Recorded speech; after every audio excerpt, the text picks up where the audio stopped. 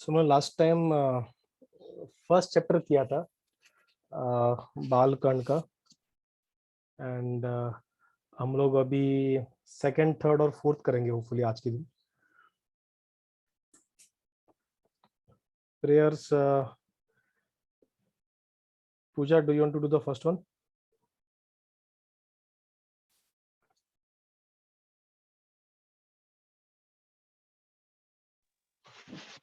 Ram The translation. Om अज्ञान Om Jnanatimirandasya Jnananjalashilakya Chakshuramiलितं येन तस्मै श्रीगुरुवे नमः. I was born in the darkest ignorance, and my spiritual master opened my eyes in the thought of knowledge. I respect my respectful obeisances unto him. Okay Ram रामेति Ram Ram Ram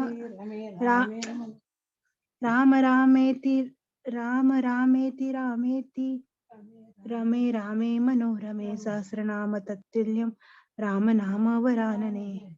Lord Shiva tells Parvati, "O fair-faced one, I enjoy saying Rama Rama like this. Uttering the name of Rama once is equal to uttering any other name of God 1,000 times or equal to Vishnu Sahasranam."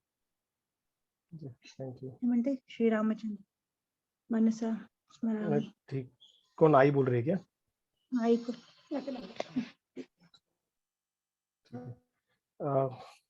Kritika second पढ़ेगी. Yes, sir. Shri Ramachandra Charanau Manasa Smarami, Shri Ramachandra Charanau Vachasa Grunami, Shri Ramachandra Charanau Shirasa Namami, Shri Ramachandra Charanau Sharanam Prapage. O my Lord Shri Ram, I remember your lotus feet in my mind. I praise them by my speech. I bow to them with my head. I take resort in them. हरी बोल. Thank you. तो हम लोग second chapter से start करेंगे. सो ये chapter के नाम is basically the theme है, मतलब ऐसा चैप्टर का नाम ऐसा दिया नहीं रामायण को. So this is just the जो थीम है उसके बेसिस पे मैंने यहाँ पे नाम लिखा हुआ है. सो लास्ट टाइम हम लोग ने क्या सुना था,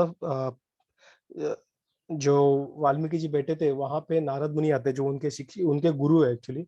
वाल्मीकि नारद मुनि आते हैं और नारद मुनि बाद में वाल्मीकि उनको क्वेश्चन पूछते कि हीरो कौन है करके. क्वेश्चन पूछते वक्त भी ही आस्क्स वेरी स्पेसिफिक, हीरो कौन है इज वेरी जेनरिक. जैसे हम लोग लास्ट टाइम बोला था हर एक का कोई कोई हीरो हो सकता है. किसी का डेड किसी का हीरो है, फ्रीडम फाइटर्स हीरो है, बॉर्डर पे आर्मी वो हीरो है. तो हीरो मतलब क्या, उसके हिसाब से हीरो मतलब क्या, इसलिए उसने वो हीरो को डिफाइन किया, स्पेसिफिक बताया. So he spoke about it mentions in 16 qualities जो लास्ट टाइम हम डिस्कस किए थे. और नारद मुनि उन क्वालिटीज को उस कॉलेज जब सुनते हैं उनको एक ही नाम याद है, राम जी का. जैसे नाम याद आता है वो एक्सटेसी में चले जाते हैं, उनके आंखों से पानी आने लगता है, वो शिवर करने लगते हैं. रूम वो उनको रामायण एक क्या बोलते हैं उसे संक्षेप में पूरा बता देते हैं, पूरा समरी में कि क्या क्या रामायण पूरा स्टार्ट टू एंड एक चैप्टर में पूरा खत्म कर देते हैं. इसलिए उसको बाल रामायण भी बोलते हैं. जो फर्स्ट चैप्टर था उसे पूरा रामायण उन्होंने उस पर कवर करते हुए उसमें. और ऐसा करके जो नारद मुनि है वो वहां से चले जाते हैं. तो नारद मुनि के चले जाने के बाद जो वाल्मीकि जी है उनके एक शिष्य भरद्वाज, उनके साथ वो तमसा जो नदी है वहां पे नहाने के लिए चले जाते हैं. तो नदी में नहाते वक्त वो जब नदी का क्लियर वाटर देखते हैं तो he starts relating it to your mind. तो बोलते ये पानी जैसा है जैसे कोई एक समझदार व्यक्ति का जैसा मन रहता है उस तरह से शुद्ध है, और पानी का बहाव उस तरह होता है. So he keeps relating to it, और उस तरह से वो उसको ये करते हैं.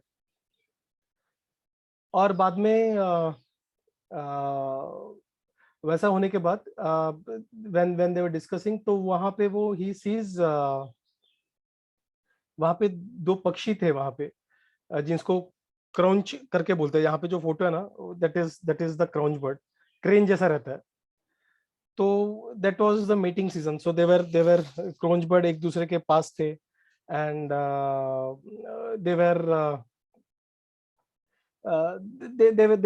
and Valmiki was actually watching them and was मतलब जो nature है उसको he was actually glorifying nature उस तरीके से. So when he was doing that, वहाँ पे there was जो bushes है, bushes में से एक hunter आ जाता है, and hunter फटक से एक bow arrow छोड़ता है एक bird के तरफ, और जो male क्राउंच है वो वहां पे ऑन द स्पॉट मर जाता है. और जैसे वो मर जाता है तब जो फीमेल पंछी है, बर्ड है, वो एकदम क्या बोलते हैं उसे, एकदम ग्रीफ में चली जाती है. और ग्रीफ में चली जाती है, उसका उनका जो बिछड़ना देख के और जो ग्रीफ देख के वाल्मीकि जी का हार्ट मेल्ट हो जाता है. So he is already a sage. उनका जो वैष्णव रहते हैं उनके हार्ट ऑलरेडी एकदम सॉफ्ट रहते हैं. They are more merciful than the lord, right. लेकिन जब उन्होंने ये सीन देखा था, जब ये क्राउंच बर्ड जो पक्षियां है उनको जब एक शिकारी ने मार दिया था, अचानक ये सब देख के उनके अचानक मुंह में एक उनके मुंह से कुछ वाक्य निकल आया. उन्होंने शाप दिया. लेकिन शाप कैसे दिया? मां निषद प्रतिष्ठाम त्वमगम शाश्वती समा यत् क्रौंच मिथुना देक मदावी मवधि काम मोहित तम. ये वर्ष उनके मुंह से निकल आया जब उन्होंने वो कर्ज दिया. इसका मतलब क्या है? ये कर्ज का मतलब क्या है? वहां पे बोलते हैं कि O violent hunter, by which reason you have killed one bird of the couple when it was infatuated by passion. For that reason you will never get a state of rest for everlasting years to come. मतलब क्या शाप देते हैं उनको ये श्लोका के through? उनको एक poetic form में क्या शाप देते हैं कि जब दोनों पंछी एक दूसरे के साथ थे तभी तुमने उसे मार दिया था, जब वो खुश थे एक दूसरे के साथ, और इस वजह से तुम्हें भी कोई शांति मिलेगी नहीं. इस तरह से उनको शाप देते हैं. अभी वर्ष के बारे में और सारे इंटरेस्टिंग पॉइंट है. ये वर्ष जो है ये काफी इंटरेस्टिंग वर्ष है. यहाँ पे हम लोग वर्ड बाय वर्ड मीनिंग दिख रहे हैं. तो उसका जो निषद है उसका मतलब ओ वायलेंट हंटर, इस तरह से मतलब ये पूरा वर्ड टू वर्ड उसका मीनिंग दिया है यहाँ पे. और उस मीनिंग से हमें नीचे वाला जो ट्रांसलेशन पता चल गया जो कर्ज था. कुछ वैष्णवों ने इस वर्ष से दूसरे मीनिंग भी निकाले. देखते क्या है. यही वर्ष, सेम वर्ष से क्या मीनिंग निकलता है. माँ मतलब मदर सीता. निषादा मतलब बेसिकली जो रेसिडेंस है वो क्या है? राम जी का. क्रौंच मैथुन मतलब क्रौंच मैथुन का दूसरा मतलब क्या होता है कि कपल ऑफ डीमंस हो सकता है. और यहाँ पे क्या हो सकता है? रावण और मंडोदरी जो पति पत्नी थे. काम मोहितम सीता को देख के रावण में काम वासना जागृत हुई, राइट. वो पूरा सीता को अपना बनाना चाहता था. एकम दैट वन रावण मतलब वो रावण की बात कर रहे हैं. अवधि यू किल्ड. शाश्वत श्रम मतलब एवरलास्टिंग फॉर एजेस. प्रतिष्ठाम डिवाइन सेंसिटी एंड त्वम अगम यू गेट. मतलब ये जो वर्ड्स है उसको अलग तरीके से किया. माँ मतलब यहाँ पे मदर सीता के बारे में बात किया है. निषाद मतलब तो उस तरीके से फ्रेम करने के बाद यही श्लोका का अलग मीनिंग आता है. O the abode of mother Sita namely O Rama, by which act of your killing one male demon name Ravan who in passion abducted Sita, and thus you eradicated the vice from the earth. For that you get an everlasting divine sanctity for ages to come. तो ये same verse Ram और सीता का मतलब वो राम जी को press करते हुए भी उन्होंने ये वर्स को उस तरीके से भी उसको ट्विस्ट कर सकते हैं. इतना ही नहीं, ये वर्स का और एक ट्रांसलेशन दिया है वैष्णवों ने. और ये काफी और इंटरेस्टिंग ट्रांसलेशन है. मतलब वैष्णव किस तरह से उसको इंटरप्रेट करते हैं. माँ निषद मतलब लक्ष्मी और विष्णु या फिर राम और सीता. और उनके मैरिजेस राम और सीता के इस तरह के रामायण में हुआ। तो ये बाल कांड हो गया, ठीक है। हम लोगों ने 6 कांड देखे थे और एक 7th जो डिबेटेबल है, तो 6 अलग वॉल्यूम्स है। तो पहला जो 2 वर्ड था वो बाल कांड का मेन थीम को जा सकता है। Main theme in the sense उसमें से एक जो इंपॉर्टेंट थीम है, जो स्वयं सीता जी का स्वयंवर। प्रतिष्ठाम त्वम अगमः, मतलब क्या, बाय फॉलोइंग योर ऑर्डर्स। अगर इसको हम लोग समझेंगे, इसको और एक्सपांड करेंगे, वैष्णव उन्होंने क्या निकाला कि पिताजी का ऑर्डर फॉलो करके वो जो वनवास में चला गया था, फॉरेस्ट में चला गया था, उस चीज को ये अयोध्या कांड में कवर होता है। तो ये जो 3 पार्ट है वो अयोध्या कांड का रिप्रेजेंट कर सकता है। बाद में शाश्वती स्वम, मतलब by dwelling in forest and eradicating demons. मतलब ये जो वर्ड है उससे बेसिकली इस तरह से एक्सपांड कर सकते हैं कि जंगल में आके जो संतों को मिलते हैं और जो राक्षसों को मारते हैं, बेसिकली अरण्य कांड का इंटरप्रिटेशन है। और उसी वजह से क्रौंचय मतलब बेसिकली उसका मीनिंग अगर ब्रेक देखेंगे तो कपल, और वो जो किस तरह से है, इट इज बेसिकली वो वाली के बारे में बात किया गया है, वाली के बारे में, और जो तारा वारी और तारा है उनके बारे में, और उस तरीके से उन्होंने किया हुआ है जो किष्किंध कांड में आता है। तो कैसे राम जी उनमें जाते, वाली को मिलते हैं और उनको कैसे मारते हैं, तो उस तरीके से वो यहाँ पे ये पर्टिकुलर कांड को वो रिलेट कर सकता है। और क्रौंच मैथुनाथ, तो उसमें बेसिकली वहां पे राम और सीता का जो पैशनेट, वो पैशनेट बर्ड्स करके बताया यहाँ पे। पहले वाले इसमें रावण और मंडोदरी को बताते, ये वाले इंटरप्रिटेशन में राम और सीता को बताया। और जहां पे रावण आके वो सीता को किडनैप करने का ट्राई करता है, वो सुंदर कांड में आता है। उसका उसका और एक मतलब से वापस राम और मंडोदरी का जो हमने लास्ट टाइम किया था वैसे करके वो युद्ध कांड का था। यहाँ पे युद्ध कांड के बारे में उसमें एक्सपांड किया सकता है, ठीक है। और लास्ट में काम मोहितम। सो वहां पे जो बेसिकली जो डिबेटेबल है उत्तराखंड, उसको रिलेट किया जा सकता है। तो यहाँ पे हम लोग देखा कि कैसे जो वर्स है उसको ब्रेक डाउन करके हर एक कांड को कैसे रिलेट हो रहा है, कैसे हर एक कांड को रिलेट हो रहा है। So this is really interesting interpretation of different Vaishnavas. तो अलग अलग जिस तरह से वो इंटरप्रेट करते हैं, जैसे किसी ने वो राम को होमेज के लिए किया, किसी ने उसमें पूरा हर एक कांड के बारे में वहां पे इंटरप्रेट किया।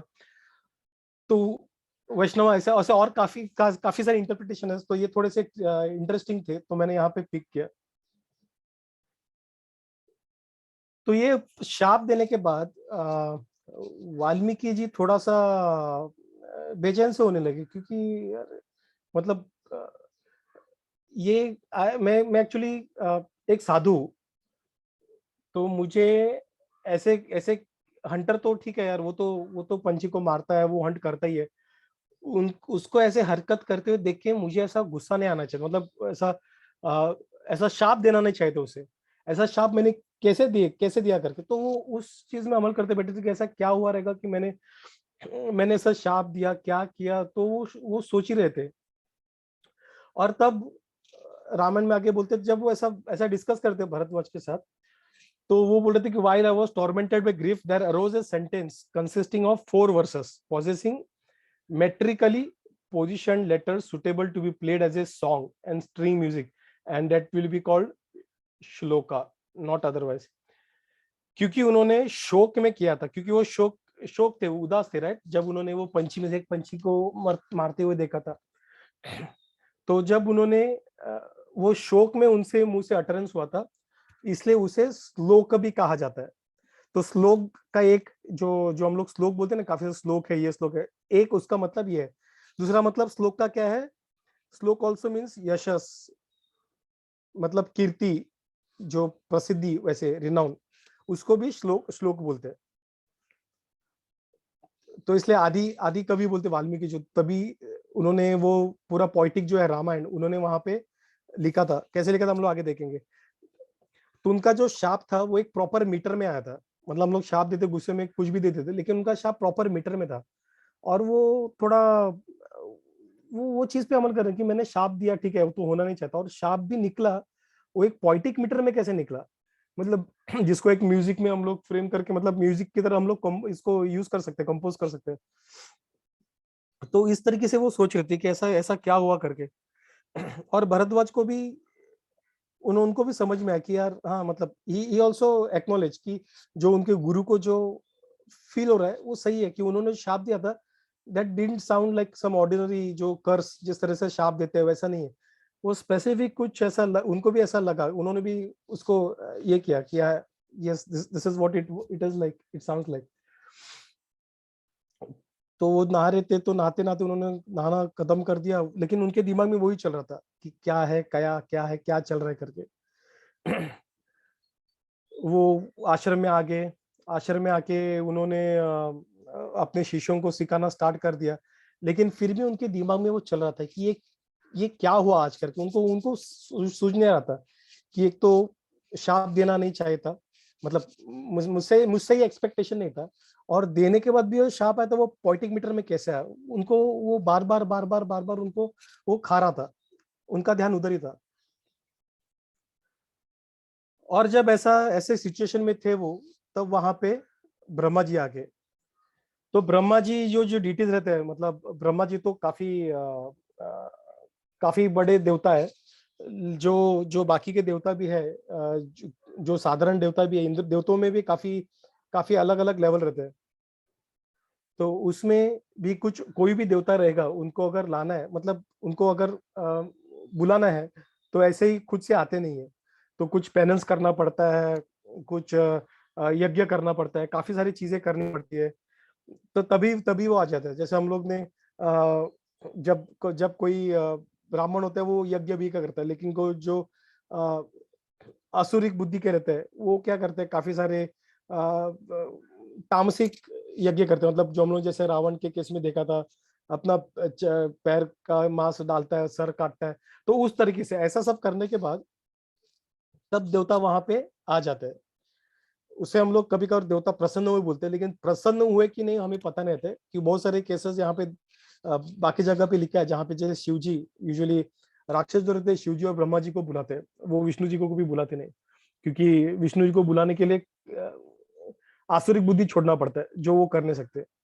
तो वो शिव जी या किसी को बुलाते हैं, तो जब वो लोग आते हैं, शिव जी या ब्रह्मा जी या कोई, तो कभी कभी कभार वो पुराणों में उनका वर्णन दिया जाता है कि वो प्रसन्न नहीं रहते उनके यहाँ से, लेकिन क्योंकि उन्होंने इस तरह से किया है, इसलिए बोलते हैं ना, वो उस तरह से सिर्फ किया इसलिए मैं आ रहा हूँ बस, I am not happy with it, उस तरीके से उनका मूड रहता है, तो उनका चेहरा सीरियस रहता है।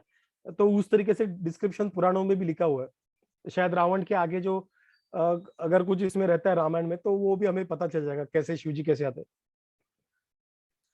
तो यहाँ पे लेकिन ब्रह्मा जी स्वयं आ गए, और ब्रह्मा जी, क्योंकि उन्होंने वाल्मीकि जी ने कुछ अभी किया नहीं, ब्रह्मा जी स्वयं आ गए, जो पूरे ब्रह्मांड जो है उनके जो हेड देवता जो है, सबसे टॉप मोस्ट जीवा है वो, तो अगर मतलब वो ऐसा आ गए, तो ये थोड़े चकित हो गए कि अरे ऐसा ऐसा क्या हुआ करके, ऐसा मैंने क्या किया कि ये मुझे मिलने आ गए करके। तो ब्रह्मा जी जैसे आगे उन्होंने उठा और ब्रह्मा जी को बड़ा आसन दिया, और ब्रह्मा जी को वहां बैठे उनका अच्छे से स्वागत किया। लेकिन ब्रह्मा जी का स्वागत करते वक्त भी उनके दिमाग में वही चल रहा था कि आज सुबह क्या हुआ था करके, मैंने ऐसा शाप क्यों दिया ऐसा पोइटिक फॉर्म में कैसा आ गया। तो उनके दिमाग में वही चल रहा था कि क्या है करके, उन्हें समझ नहीं रहा था क्या चल रहा है करके। भले वो वहां पे ब्रह्मा जी को आराधना करके उनके पैर धो रहे थे, सब कर रहे थे, लेकिन उन्हें उनका मन उधर ही था, और ब्रह्मा जी को इस बात का ज्ञात हुआ था। तो उसके बाद ब्रह्मा जी ने उन्हें उनका जो आने का जो पर्पस है वो उन्होंने बताया। तो उन्होंने बताया कि जो कर्स तुमने सो सुबह बोला था, वो एक्चुअली एक वर्ष था, वर्ष मतलब श्लोका था। मैं चाहता था कि ये तुम्हारे मुंह से इस तरीके से आए, और तुम्हें जो पूरा रामायण है यही सेम मीटर में लिखना करके, जो मीटर में तुमने वर्ष बोला था सेम मीटर में तुम्हें रामायण लिखना करके, पूरा जो वर्ष रामायण का जो लाइफ है वो तुम्हें लिखना है यहाँ पे खुद यही मीटर में. You shall narrate the legend of Rama, the virtuous, intellectual, and intrepid one, and Bhagwat in this world as well, as you have heard it from sage Narada. जिस तरह नारद तुमने सुना था, तो वही रामायण तुम्हें लिखना है और यही सेम मीटर में लिखना है. इसलिए मैंने तुम्हारे मुंह से वो पोएटिक फॉर्म में, वो मीटर फॉर्म में वो शाप निकलवाया. The curse you uttered this morning actually a verse, because I wanted this verse to spill out of your mouth in the manner they did. I wanted to render the entire saga of Lord Rama's life in the same meter and composition as this verse. Those details about Lord Rama's life that you don't yet know shall be revealed to you. Whatever words you compose will be perfect and will truly glorify the stories of Lord Rama. तो यहाँ पे वो वहां पे उनको बता रहे कि ये जो रामायण है तुम्हें वो सेम वर्ष में बताया, जो नारद ने बताया वो सेम रामायण को पूरे इसमें बताया, और तुम्हें वो रामायण अपने आंखों के सामने दिखेगा, तुम्हें खुद से रिवील होगा. ऐसा नहीं कि तुम्हें किसी बुक्स पढ़ना है, कुछ नहीं, खुद से रिवील होगा, ऑटोमेटिकली अंदर से आ जाएगा पूरा रामायण. और तुम जो वर्ड्स कंपोज करोगे वो परफेक्ट रहेगा. वो उनको एक वरदान मिला और वो सही मायने में राम जी का वो ग्लोरिफिकेशन करेगा. ठीक है, तो इस तरीके से उन्होंने उनको क्या बोलते हैं, उनको ब्लेस किया और वो ब्रह्मा जी वहां पे जैसे आए थे वैसे डिसेपियर हो गए. और वाल्मीकि जी को तभी उन्होंने रामायण का शुरुआत किया. तो रामायण की शुरुआत में ये नेक्स्ट चैप्टर है. तो वाल्मीकि जी जो ग्रास था, उन्होंने ग्रास जो रहता है वो सेक्रेट ग्रास में उसमें बैठ गए और ईस्ट में फेस करके पानी को टच करके आचमन वगैरह सब करके, और उस तरह से बाद में उन्होंने by his yogic insight started to search comprehensively for the narrative course of Ramayan.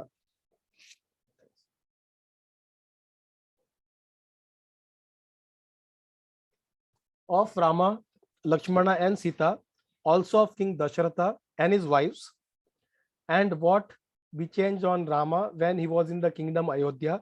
Valmiki veritably discerned all that. Their smiles, their conversation, their deeds, and the succession of events as well, all of them, the sage saw wholly and clearly by the yogic power conferred by Brahma. ये वाल्मीकि का वर्ष 1 रामायण 1 से 4 तक है. First chapter से 3rd और 4th verse है. First Balkand के 3rd चैप्टर के 3rd और 4th में. तो वहां पे क्लियरली बताया कि वाल्मीकि जी को ब्रह्मा जी ने जो आशीर्वाद दिया उसके वजह से, जैसे कोई टेलीविजन सामने चालू कर देता है, हम लोग वो सीन में रहते नहीं, लेकिन टेलीविजन में कैसे हमें वो सीन का पूरा डिटेल क्लियर पता चलता है, बराबर. तो वैसे यहाँ पे भी उनको राम लक्ष्मण सीता का, दशरथ महाराज का, सारे के सारे जो डिस्कशंस हो रहे थे, इतना ही नहीं, कैसा कहा जाता है कि उनके जो इमोशंस है वो भी उनको क्लियर दिख रहे थे, वो इमोशंस को वो महसूस कर पा रहे थे एकदम क्लियरली, मतलब अनडाउटेडली, ऐसा नहीं वैसा नहीं, कुछ डाउट नहीं था.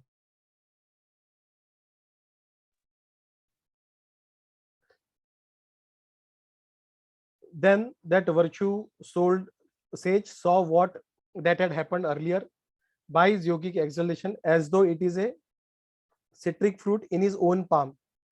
मतलब उसके सामने जैसे हाथ में कुछ लेके हम लोग कैसे देखते हैं, एकदम क्लियर दिखता है, बराबर. हमारे हाथ में कुछ भी फल लेते हैं, उसी तरीके से उनके सामने क्लियरली पूरा रामायण प्रस्तुत हो रहा था. और सिर्फ वो 3D में ही नहीं, वो उनके इमोशंस को भी महसूस कर पा रहे थे. अगर राम जी को बुरा लगा तो वो जो बुरा लगने वाले इमोशंस भी वो महसूस कर पा रहे थे, रोना वो सब वो महसूस कर पा रहे थे, इसलिए वो इमोशंस को भी लिख पा रहे थे रामायण में. The godly says Valmiki composed, और लास्ट तो उन्होंने ये चैप्टर में बाकी क्या गए, उन्होंने वापस समरी में रामायण के बारे में लिखा है कि उन्होंने रामायण के ये स्टोरी बताई, ये स्टोरी बताई, ये स्टोरी बताई, ऐसा करके 7 से लेके 38 वर्ष तक ये चैप्टर के ये उन्होंने पूरा ब्रीफ में वापस बताया.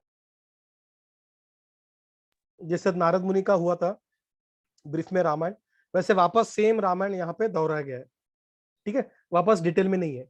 और उन्होंने इस तरीके से मतलब बता कि ऐसा हो, ऐसा वाला लिखा, वाल्मीकि जी ने ऐसा लिखा, वैसा लिखा। द गॉडली सेज 39 वर्ष में लिखा है, the godly says Valmiki compose the futuristic legend of Rama well Rama is on the surface of the earth. आगे जो फ्यूचर का भी है वो भी उन्होंने वहां पे लिख दिया, पास्ट का लिखा, प्रेजेंट का लिखा, फ्यूचर का लिखा, पूरा उनके सामने क्लियर दिख रहा था। And what ever that is composed in on his minuteness in the coming chapters of this epic। वो डिटेल में आगे के चैप्टर में वाल्मीकि जी ने उसको प्रस्तुत, अभी तो वो समरी डाला था, आगे के चैप्टर में डिटेल में करके वाल्मीकि जी बोलते हैं, ठीक है।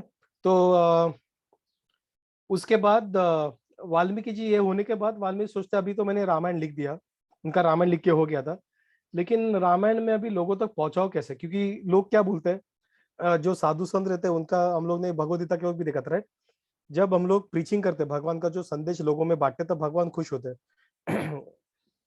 तो ये भी जो है वो एपिक जो है जो उन्होंने 24,000 वर्सेस में लिखा था, ठीक है, यहाँ पे लिखा, हाँ यहाँ पे लिखा हुआ है। तो यहाँ पे क्या लिखा हुआ है, वाल्मीकि जी ने जो रामायण है 24,000 वर्सेस में लिखा, 500 चैप्टर्स में 6 बुक्स में। ये एक जेनरिक एस्टिमेशन। तो कुछ वैष्णव ने कुछ कमेंट्री लिखा है, उन्होंने बोला कि there is a controversy about the number of verses and cantos. If Uttar Ramayan otherwise called as the Abhyudaya Kanda is ascribed to Valmiki, the cantos are 7 and chapters are 649. Verses are about 24,253. But some verses and chapters are deleted for standardization of Ramayana as per this verse, and they contain 560 chapters, 24,000 verses only. Basically 6 कांड है, लेकिन 7वां कांड उत्तर रामायण करके है, ऐसा कुछ लोगों का मानना है, कुछ एक्सपर्ट्स का। कुछ एक्सपर्ट बोलते हैं कि वाल्मीकि जी ने लिखा नहीं, बाद में किसने लिखा है उत्तर रामायण। उत्तर रामायण बेसिकली वो है जहाँ पे राम जी सीता जी को वनवास के लिए भेजते हैं, और वो जो पूरा पास्ट टाइम है वो टाइम का, वो उत्तर रामायण में। तो काफी लोगों का अपना खुद का अलग अलग इंटरप्रिटेशन है, ओपिनियन है। कोई लोग बोलते हैं कि ये जो लास्ट कैंटो का जो थीम है वो पूरा अलग लगता है, मतलब यहाँ पे कैसा राम जी पूरा जस्ट दिखा है, यहाँ पे थोड़ा सा अलग दिखा रहे, तो ये शायद किसी ने और ने लिखा है, ऐसा करके बोल रहे हैं। कुछ लोग बोलते नहीं इधर का ही है, उनका ही है, लेकिन some due to some reasons उसको सेपरेट रखा है। So there are different opinions that are being held। लेकिन इस वाले वर्ष में उन्होंने 6 बुक्स करके क्लियर लिखा है, which does not include Uttar Ramayan. So Uttar Ramayan still remains a question mark, क्या है करके, मतलब सीता का वनवास वाला part. But that did happen, क्योंकि लव कुश उनके सामने थे, अभी पता चल, लव कुश वहां पे वाल्मीकि जी के पास थे, मतलब सीता का वनवास का पास टाइम तो हुआ था, लेकिन वो कहाँ पे कैप्चर हो, क्या हुआ, वो 6 कांड में कहीं पे नहीं लिखा है, वो 7वें कांड में लिखा है, जो क्वेश्चन मार्क है। Some argue that while it is said 24,000 verses are there, it doesn't actually a mathematical assertion like the calculation of Mahayugas and Manvantras, as one would give a reply to this age as 30 years, 60 years, but not as 29 years, 6 months, 7 days or so on। मतलब वो लोग बोलते हैं कि हो सकता है कि जैसे हम लोग बोलते हैं ना एज क्या है, तो हम लोग बोलते हैं यार हम लोग, मैं 20 साल का हूँ, भले वो 19 साल 8 महीना रहेगा तो भी वो हम लोग 20 साल बोलते रहे, एक राउंड अबाउट फिगर देते हैं। तो कुछ एक्सपर्ट बोलते हैं तो ये भी एक राउंड अबाउट फिगर दिया हुआ है वर्सेस का, तो एक्चुअल वर्सेस कुछ अलग है करके। इट इज 24,000 और उसके ऊपर भी कुछ है 253 ऐसा कुछ वगैरह। सो उस तरीके से काफी सारे उस 7th कैंटो को लेके काफी डिबेट है। सो वाल्मीकि जी आगे वाल्मीकि जी बोलते हैं कि रामायण में लिखा कि Valmiki ji who practice religious austerities compose this entire epic name Ramayan which constitutes the great history of Sita and the killing of Ravana. ठीक है, तो कितने थे इसमें अप्रोक्सीमेट जो हम लोग नंबर पता है 24,000 वर्सेस 500 चैप्टर्स और 6 कैंटोस में, एटलीस्ट जो रामायण में लिखा हुआ है, ठीक है, वाल्मीकि जी ने लिखा हुआ है। तो जब वाल्मीकि जी सोचे अभी क्या करना है करके, तब उनकी नजर वहां पे लव और कुश पे गई, जो उनके आश्रम में थे उस वक्त। जो राम जी और सीता के पुत्र है। तो जो ये दोनों बच्चे जो है वो काफी म्यूजिक के साथ काफी उनका काफी स्किल्स काफी अच्छा था म्यूजिक को लेके, और उनका पिच, जैसे हम लोग म्यूजिक में जो पिच हो रहा था उनका काफी अच्छा था, कहाँ पे रुकना है कहाँ पे गाना है, उनको सारा उनका म्यूजिक पे काफी काफी स्ट्रांग, उनका आवाज भी काफी अच्छा था। और उसके वजह से दे एक्चुअली जो डिवाइन सिंगर्स रहते हैं, जैसे कि कोई मतलब बोलते हैं ना माँ सरस्वती गले में बैठी, मतलब उस टाइप जो गंधर्वस होते हैं, जो स्वर्ग में गाने वाले को गंधर्व बोलते हैं, तो उस तरीके से। और उनका जो गाना है, I mean it is no match for anyone on this planet Earth. हमारे यहाँ पे जो बेस्ट ऑफ द सिंगर्स रहेगा, वो उनके सामने, गंधर्व के सामने, मतलब कंपैरिजन नहीं है। तो वाल्मीकि जी बोलते हैं कि ये जो बेटे, वो सोचते हैं कि ये जो बेटे दोनों, राम जी लव और कुश, वो गंधर्व के जैसे उनका आवाज है, मतलब काफी कैप्टिवेटिंग, काफी मतलब उनका पकड़ काफी अच्छा है म्यूजिक पे। और ऊपर से उनमें डिवोशन है, ह्यूमिलिटी है, उनका कैरेक्टर एकदम परफेक्ट है। राम जी के बेटे हैं तो दैट इज अनडाउटेडली वो तो होना ही था। तो उन्होंने, वाल्मीकि जी ने इसलिए वो पूरा सोच के, सिर्फ राम जी के बेटे नहीं, उन्होंने पूरा कंसिडर किया, सारी चीजों को कंसिडर किया, और ऐसे कंसिडर करके लव और कुश को बुलाया। और उनको ये पूरा जो रामायण का उन्होंने जो ग्रंथ लिखा था रामायण का, और वो पूरा जो इतिहास है पोएटिक फॉर्म में, वो पूरा उनके सामने उनको सिखाया कैसे गाना है, क्या गाना है, उनसे प्रैक्टिस कर रिहर्स करवाया पूरे उनको पूरा। और उनका मेमोरी काफी स्ट्रांग था, उनको एक बार बताने से उनको याद रहता था, तो उनका मेमोरी काफी स्ट्रांग था। तो वो उन्होंने काफी जल्दी पिकअप किया उसको। और जब उन्होंने, वाल्मीकि ने वापस उनसे जब सुना पूरा रामायण, तो वाल्मीकि जी और आनंद आनंद में आ गए, उन्हें उन्हें अलग स्वाद मिला उसका। तो उनको बोला कि आप जाके अभी आप इस रामायण को सारे लोगों में बताना स्टार्ट करो, उसका प्रवचन स्टार्ट करो। तो जब प्रवचन करना स्टार्ट किया, तो काफी लोग उनसे खुश होके काफी कुछ देने लगे। तो 21 फोर्थ चैप्टर के 21 से लेके 26 वर्ष में बताया क्या क्या, जैसे एक ब्लैक डिगर स्किन किसी एक साधु ने दिया, मतलब साधु जिनका स्वयं कुछ नहीं था वो भी कुछ देने लगे खुश होके, क्योंकि उनको भगवान के जो लीलाएं रहते हैं उनमें काफी रस प्रदान होता है, और जब वो आनंद लेते हैं, महसूस करते हैं, तो वो खुशी के मारे जो उनके पास है वो सब दे देते हैं। तो किसी ने वाटर पॉट दे दिया, किसी ने ग्रास दे दिया। उनके लिए काफी बड़ी चीजें है, हमारे लिए बोले रहे ग्रास देने में क्या, लेकिन उनके लिए काफी बड़ी, जाओ काफी सेक्रेड है ये सब चीजें जो वो दे रहे हैं। जैसे काफी सारी चीजें यहाँ पे श्लोका में लिखा हुआ है, काफी सारी चीजें, ये दिया वो दिया, काफी सारा ये किया। तो ये चल रहा था, और काफी लोग खुश भी हो रहे थे और काफी ब्लेसिंग्स दे रहे थे। तो उसमें से एक सेज ने ये भी ब्लेसिंग दे दिया कि एक दिन ये जो लड़के हैं, तुम उस व्यक्ति के सामने गाओगे जिस व्यक्ति के बारे में आप गुणगान कर रहे हो करके। इस तरह से उनको आशीर्वाद दे दिया, वरदान दे दिया। जब ये अयोध्या की तरफ आ गए, मतलब राम जी जब बाहर थे, तो राम जी ने उनको सुना ऐसा करते हुए, तो राम जी काफी प्रसन्न हुए, और वो चाहते थे कि ये दोनों भाई, ये जो गायक है लव और कुश, वो भी उनके पैलेस में अयोध्या में, और वो वहां पे भी गाए, उनके अयोध्या वासियों भी आनंद प्राप्त करे कि कितने बेहतरीन तरीके से वो गा रहे करके। तो ऐसा सोच के उनको लव कुश को वहां पे लेके अयोध्या में लेके आए अपने राज्य में। तो राम जी जब वो दोनों आए, राम जी को उस वक्त आइडिया नहीं था कि ये दोनों लड़के जो है उनके ही बेटे करके, उनके और सीता मैया के बेटे करके।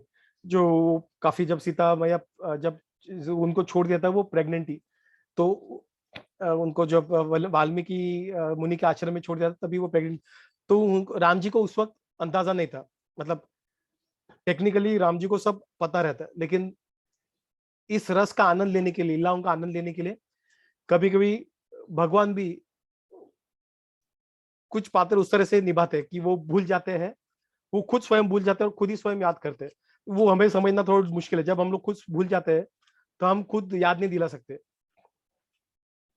या हमारी अगर याददाश्त गई तो हम ऐसे ही जब चाहे तभी याददाश्त को वापस रिकलेक्ट करके, जब चाहे याददाश्त को हम लोग मिस नहीं गायब नहीं कर सकते, वो हम नहीं कर सकते, लेकिन भगवान कर सकते हैं उनके योग माया से। तो योग माया क्या करती है, भगवान का अ, जो अंडरस्टैंडिंग है कि वो स्वयं भगवान है, वो अंडरस्टैंडिंग को कवर करती है योग माया।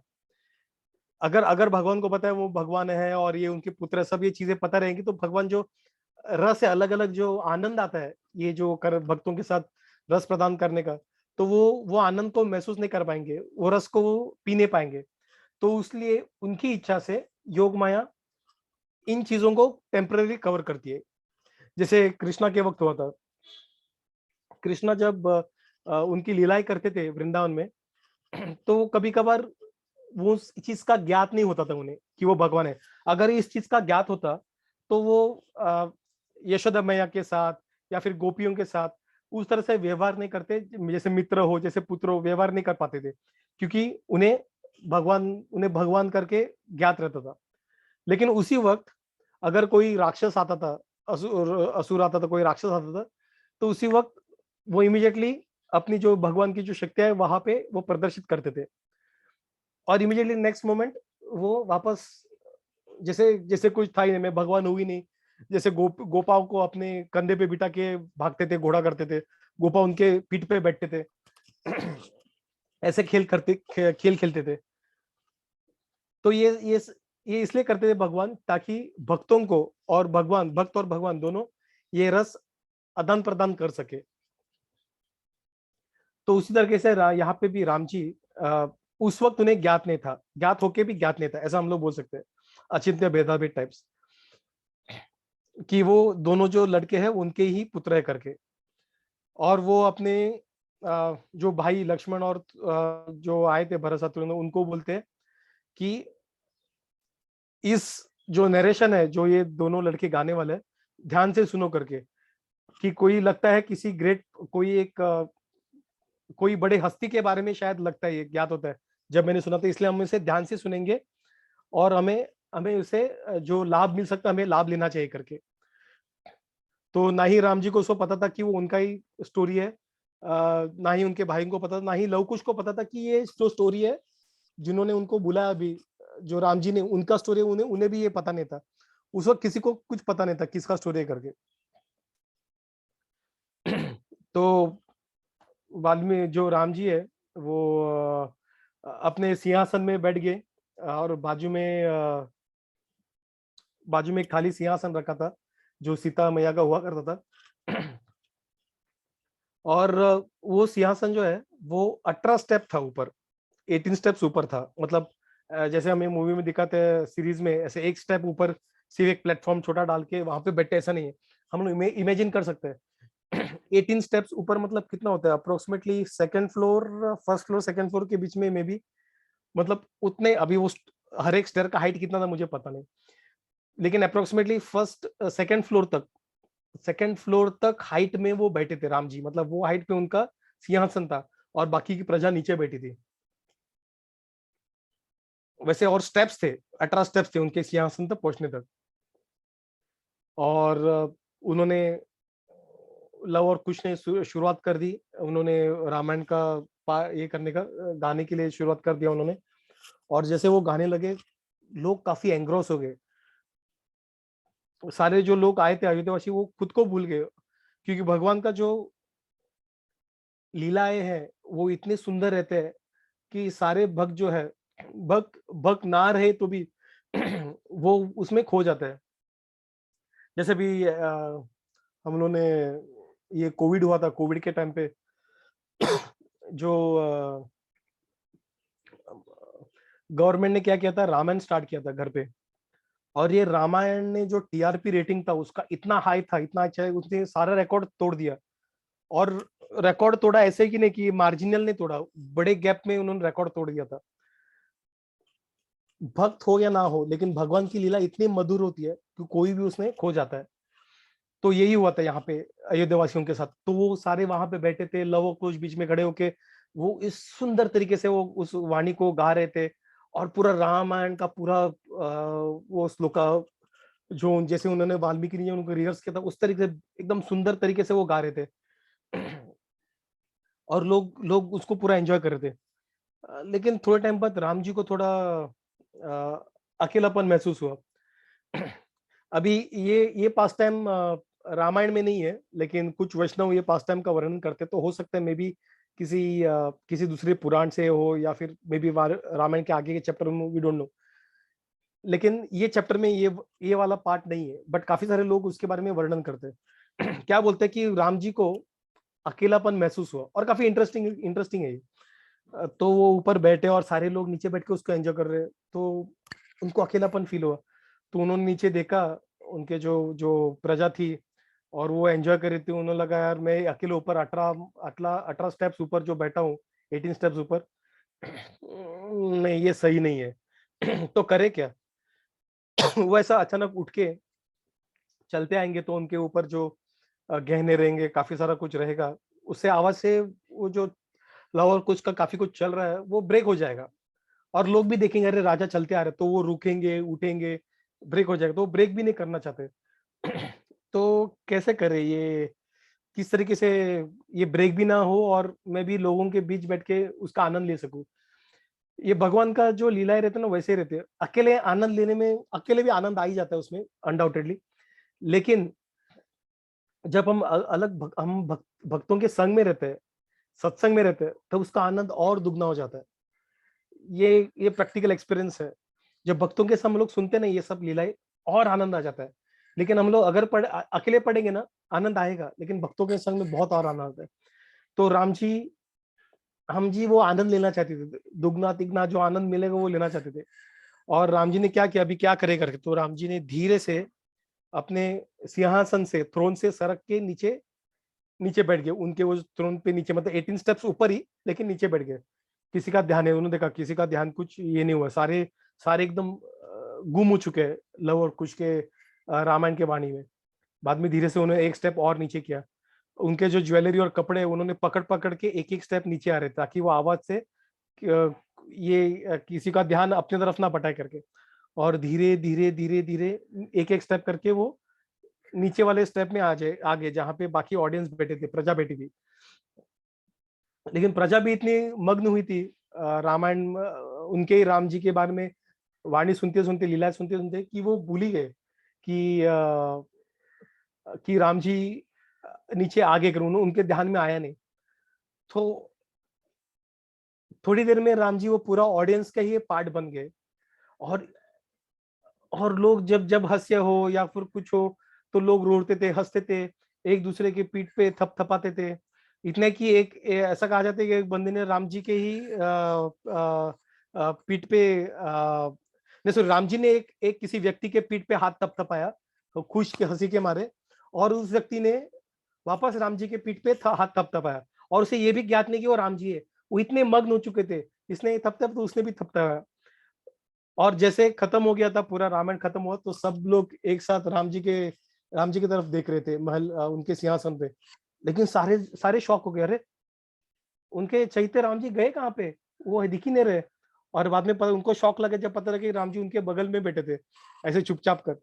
तो एक इंटरेस्टिंग पास्टम है, जो रामायण के इस चैप्टर में तो नहीं है, लेकिन काफी वैष्णवों ने उनकी टिप्पणियां देते वक्त ये पार्ट का मेंशन किया था।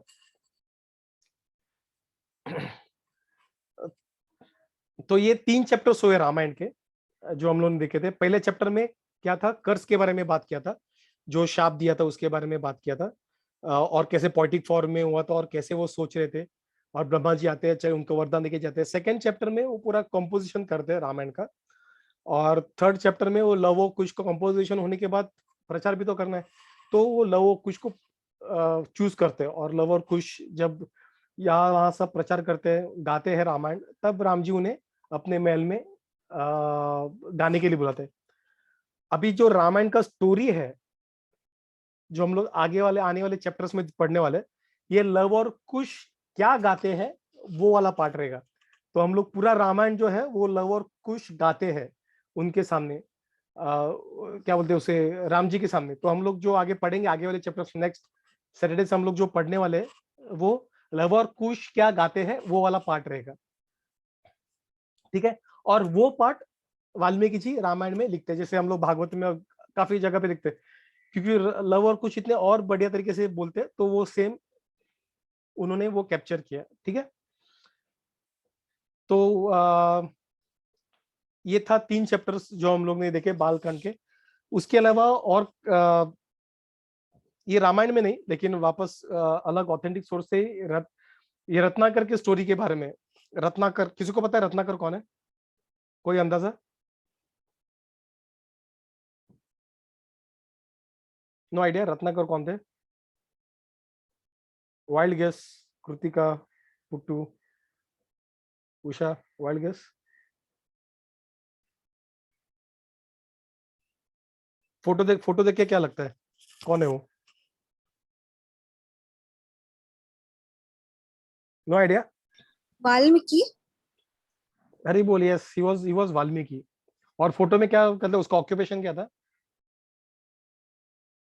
फोटो का एक्चुअली सर नारद मुनि क्या बोलते हैं कि वाल्मीकि को तू ये बेटे करने के बजाय तो आ मरा ई मरा आ मरा ई मरा लाइक राम का नाम जपने के लिए बोलते हैं। नहीं, लेकिन वो बोलते हैं आगे मुझे का पार्ट है। पता नहीं। नहीं, आगे का पार्ट नहीं। ये अभी फोटो में क्या दिख रहा है? फोटो में वो क्या कर रहा है?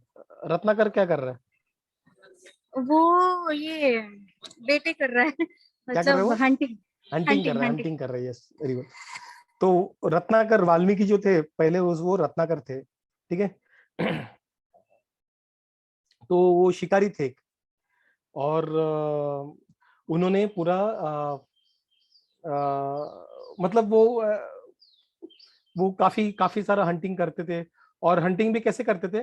वो जानवर को आधा आधा मार के वो उन्हें छोड़ देते थे। और बाद में जब जानवर तड़प तड़प के मर जाता था, तब वो जानवर को लेके जाते थे और घर पे खाने के लिए वो लेके जाते थे। तो एक बार ऐसे ही रत्नाकर जो था वो यूजुअल हंटिंग करने चला गया था, शिकार करने चला गया था। तब वहां पे भगवा ड्रेस में वहां पे कोई एक, जिनका ऑरा जो एकदम ब्राइट है, एकदम एफल्जेंट थे, ऐसे व्यक्ति वहां पे आ गए। तो एक सेकंड के लिए भूल ही गए कि वो कौन है करके, और वो व्यक्ति में देखते रहे ऐसा ऐसा भी कोई व्यक्ति होता है क्या करके। और वो नारद जी थे। तो नारद जी देखते बैठे थे, वो सब भूल गए, खुद को भूल गए थे। और बाद में नारद जी ने उनको पूछा कि ये तुम ऐसा क्यों कर रहे हो, इतने सारे पाप क्यों इकट्ठा कर रहे हो, तुम्हें ऐसा क्या मिलने वाला है, ये करके तुम नरक में जाओगे, तुम्हें और भुगतना पड़ेगा। तो उनको देख के पहले उनका आवाज चोक हुआ था। वो चोक आवाज में रत्नाकर बोल रहे थे कि ये सिर्फ मेरे फैमिली को फीड करने के लिए और कुछ नहीं है। तो नारद मुनि बोलते कि ये तुम अपने फैमिली को फीड करने के लिए कर रहे हो, बराबर सही है। तो क्या तुम जो पाप, इन जानवर को मारने का जो पाप कर रहे हो, वो तुम्हारी फैमिली बांटने को रेडी है तुम्हारे साथ? रत्नाकर बोला, अरे क्यों नहीं, मैं उनके लिए मार के ला रहा हूँ, तो वो क्यों नहीं मेरा पाप बांटेंगे, क्या प्रॉब्लम है करके। तो नारद ने बोला ठीक है, तुम एक बार अपने फैमिली मेंबर से कंफर्म करके आओ करके। तो रत्नाकर गया अपने फैमिली के पास और उन्होंने अपने फैमिली मेंबर्स को पूछा कि तुम मेरा जो पाप है, इन जानवरों को मारने का पाप है, वो पाप तुम मेरे साथ शेयर करोगे, बराबर ना? तो उसको शॉक लगा जब उसके सारे परिवार वालों ने बोला कि भाई हम लोग क्यों करें पाप, तेरा तू पाप किया, तू ही भोग करके, हम लोग किधर पाप शेयर करे करके। तो वो शॉक में आ गया और वापस नारद मुनि के पास आ गया और उनके पैर पे गिर गया और रोने लगा। और बोले प्लीज, ये मैंने एक्सपेक्ट नहीं किया था, क्या करूं मैं करके। और ये जो पाप जो मैंने कितने सारे किए, वो मुझे हमेशा के लिए खा जाएगा, तो क्या करूं करके। तो सारे मुश्किलों का सबसे सिंपल हल क्या है, कौन बताएगा? कलयुग का जो प्रभाव है, उससे बाहर निकलने का सबसे सिंपल हल कौन सा है? सबसे सिंपल लेकिन सबसे इफेक्टिव, कौन बताएगा क्या है?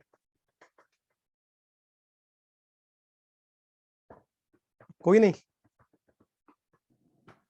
चैंटिंग सॉरी, आवाज नहीं आ रही कृतिका। सर, चैंटिंग से। चैंटिंग, हरि बोल, यस, नाम जप, और कुछ नहीं है। सबसे सिंपल है लेकिन सबसे इफेक्टिव है, उससे इफेक्टिव कुछ नहीं है, उसके बराबर भी कोई नहीं है। और लेकिन सबसे सिंपल है, सिर्फ ये करना, चैंट करना, बस नाम जप करना। तो उन्होंने वो वाला उनको सॉल्यूशन दे दिया वाल्मीकि जी, रत्नाकर को, नारद मुनि ने। उन्होंने बोला कि तुम भगवान का नाम लेना शुरुआत करो करके। लेकिन रत्नाकर ने इतने पाप किए थे कि वो राम का नाम भी नहीं ले पा रहा था, वो राम बोल नहीं पा रहा था। हमें ये सुन के थोड़ा अरे राम बोलने में क्या है, लेकिन भगवान का नाम लेने के लिए भी हमें हमें वो क्वालिफाई होना चाहिए। अगर अगर हम लोग ले पा रहे हैं, मतलब वी आर क्वालिफाइड, हम लोग ने शायद भगवान का mercy, qualified in the sense भगवान का मर्सी हम पे। और अगर हम लोग अपॉर्चुनिटी छोड़ देंगे then our story is worse, हमारा सिचुएशन और भी खराब हो जाएगा। यहाँ पे उस व्यक्ति के बारे में कहानी है जो जिसको राम का नाम लेने भी नहीं आ रहा था, मतलब वो ले ही नहीं पा रहा था, क्यों इतने पाप किए थे उसने। जो पापी व्यक्ति है वो राम का नाम ले नहीं सकता है। दूसरे राम उच्चार करने नहीं हो रहा था उसको, काफी उसने ट्राई किया, उच्चार करने नहीं हो रहा था। तो नारद मुनि का तभी समझ में आया कि यार इसका जो पाप है काफी गड़ा, काफी बड़ा हुआ है। मतलब शायद हम लोग कलयुग में भी नहीं, अगर कलयुग में हर एक व्यक्ति अगर राम बोल सकता है, मतलब हमारा जो पाप का गड़ा है वो अभी भी राम का नाम लेने उतना तो लायक है, इतना ज्यादा नहीं है। लेकिन रत्नाकर का हम लोग सोच सकते थे कितना पाप उसका बड़ा रहेगा कि वो राम नहीं बोल पा रहा था। लेकिन उसको भगवान का मर्सी नहीं मिला, लेकिन उसको उससे भी बड़ा बढ़िया मर्सी मिला, वो है भक्तों का। भगवान का मर्सी मिल जाता है, लेकिन भक्तों का मर्सी मिलाना काफी मुश्किल है। ये शिव जी भी बोलते हैं कि भगवान एक बार मिल जाएंगे, लेकिन भक्तों का संग मिलना, सच्चे भक्तों का संग मिलना बहुत ही मुश्किल है। वैष्णव का, स्पेशल वैष्णव का संग मिलना बहुत ही मुश्किल है। भक्त मतलब वैष्णव की बात करें हम लोग। तो यहाँ पे रत्नाकर स्ट्रगल कर रहा था, उसे राम उच्चार करने नहीं आ रहा था, तो करे क्या। तो नारद मुनि ने मर्सी दे दिया। तो नारद मुनि ने बोला ठीक है, एक काम कर, तू मरा बोल। तो वो मरा मरा बोलने लगा। वो तो हो रहा था क्योंकि वो मार ही रहा था, वैसे भी तो लोगों को मार रहा था। मरा मतलब डेथ, जो उसका पाप इतना करा तो डेथ तो ऐसे मुंह से उसके निकल रहा था, मरा मरा मरा मरा मरा करके। लेकिन जब वो लूप बन गया, मरा मरा मरा मरा मरा मरा, वो धीरे धीरे धीरे धीरे धीरे धीरे वो लूप के वजह से वो राम उच्चार होने लगा। ये ऐसा ऐसा सब जो बोलते ना जुगाड़ू, वो भक्ति कर सकते हैं। और वो किसके लिए करते हैं भक्त? ऐसे जुगाड़ सिर्फ दूसरे जीवों को भगवान का मर्सी देने के लिए कर सकते हैं। तो वो मरा मरा उच्चारने लगा। तो दिन हफ्ते और वो उधर ही, और नारद मुनि चले गए वहां से, और वो पूरा मेडिटेट करने लगा नाम पे। उनको उसको धीरे धीरे धीरे धीरे रस आने लगा। तो राम राम राम करने का दिन गए, हफ्ते बने, हफ्तों से महीने बने, महीनों से साल बने, लेकिन वो चैंटिंग करना रोक ही नहीं पा रहा था। वो इतना आनंद ले रहा था, कंटिन्यूअसली कर रहा था। इतना था कि खाना पीना भी सोना भी छोड़ दिया उसने। एक जगह पे बैठ के वो राम राम राम राम राम करते रहा था, इतना उसे आनंद प्राप्त हो रहा था। और चींटियां बाद में उसके ऊपर मंडराने लगी, उसके ऊपर चढ़ने लगी, और उन्होंने उधर एंट हिल बना दिया, उसके ऊपर ही एक एंट हिल बना दिया। चींटियों ने अपना घर बना दिया। कुछ सालों बाद वहां पे उसी जंगल से नारद मुनि जा रहे थे, तो लेकिन उन्होंने अचानक रुक गए वहां पे कि उनको राम राम का आवाज आ रहा था, लेकिन कहाँ से आ रहा था उन्हें समझ नहीं आ रहा था। वो ढूंढ रहे इधर उधर कहाँ से राम का आवाज आ रहा है, और उन्हें ट्रेस किया तो पता चला वो एक एंटिल से आ रहा था आवाज। तो नारद मुनि ने पानी थोड़ा सा उस पर ये कर दिया, सिमट दिया, तो वो एंटिल जो था पूरा डिजोल्व हो गया। और उसके पीछे एक मतलब एक व्यक्ति बैठा था, जो आसन लोटस लोटस पोस्चर में बैठ के, आंख पूरे बंद थे लेकिन लिप्स पूरे चैंटर, लेकिन थोड़ा सा उनका फिगर एकदम क्योंकि एंड चींटियों ने खा पी के सब हालत खराब कर दिया, लेकिन वो राम राम, उसके लिप्स कंटिन्यूअस राम राम राम राम राम चल कर रहे थे। तो नारद ने देख के रत्नाकर करके बुलाया, रत्नाकर। तो रत्नाकर ने जब सुना उनके नाम, तो रत्नाकर ने अपने वो आवाज को पहचान लिया, उनके गुरु का है करके। तो रत्नाकर ने अपना आंखें खोल दी और उन्होंने देखा कि वहां पे उनके स्पिरिचुअल मास्टर खड़े थे। और रत्नाकर ने रत्नाकर को देख के अपने गुरु को देख के रत्नाकर के आंखों में आंसू आने लगे और उनके चरणों में गिर गए नारद मुनि के, क्योंकि उन्हें नारद मुनि ने जो दिया आज तक वो चीज महसूस नहीं कर पाए थे, आनंद। तो नारद मुनि इतने खुश हो गए थे, और इसकी वजह से नारद मुनि को उन्होंने स्पेशल नाम दिया। उन्होंने वाल्मीकि का नाम दिया। उस वक्त उनको वाल्मीकि का नाम पड़ा। वाल्मीकि मतलब basically one who has emerge from the ant hill. Valmiki का एक अर्थ भी एंट का घर होता है, मतलब एंट हिल वाल्मीकि का मतलब। तो वाल्मीकि का मतलब क्या, जो मुनि जो एंट हिल से बाहर निकला उसे वाल्मीकि बोलते हैं। सो ये है वाल्मीकि का पास्ट टाइम। तो इस तरह से वाल्मीकि उनको स्पेशल मर्सी मिला था, और बिकॉज उनको नारद मुनि का मर्सी मिला था, इसके वजह से राम जी ने उन्हें चूज किया था सीता मैया को उनके प्रोटेक्शन में रखने के लिए।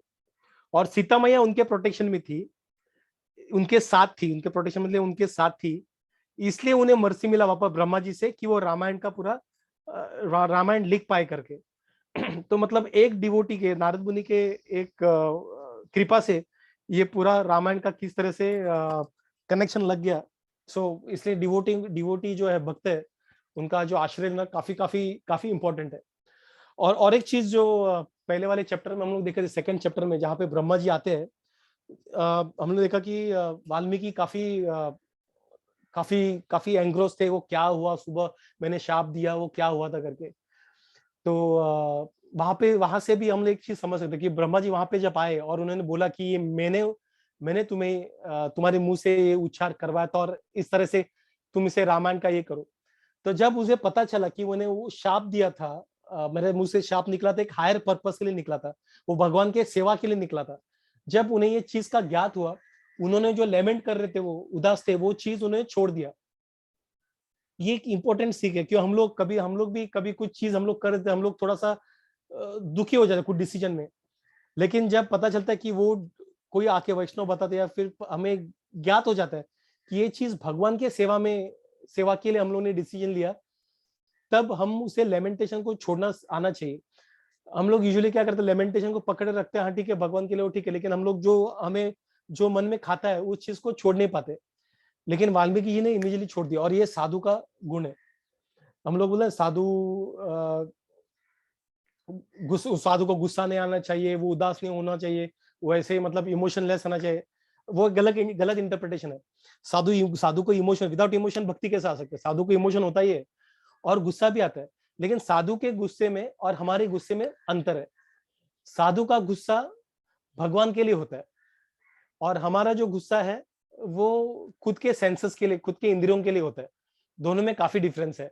जो साधु गुस्सा करते हैं, हम लोग गुस्सा, तो साधु को गुस्सा करने के बाद हम लोग इन्हें सुन, अरे ये बंदा तो गुस्सा कर रहा है। वो किस चीज के लिए गुस्सा कर रहा है?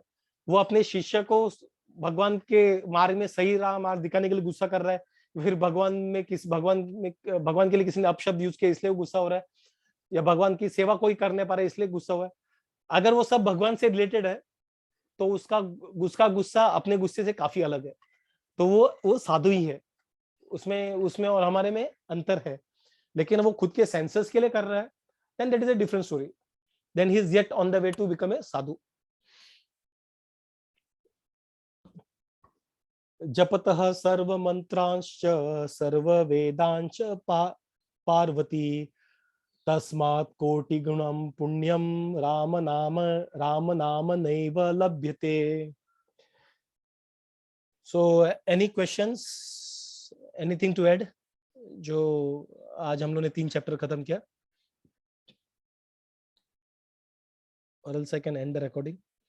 हरे कृष्णा कृष्ण कृष्ण हरे हरे, हरे राम राम राम हरे हरे। प्रभुपाद की